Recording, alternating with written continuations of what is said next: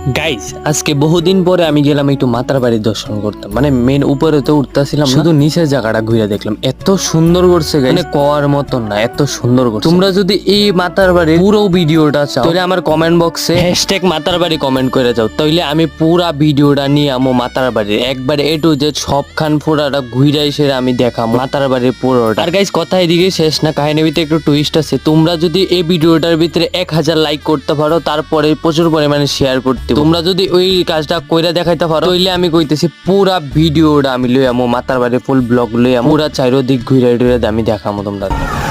স্নান করতে না মাসি সান্তার করতে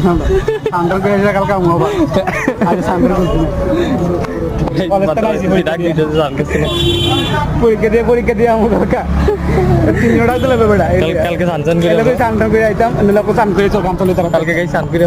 তাদের গান চলে চল গান চলে চালু করে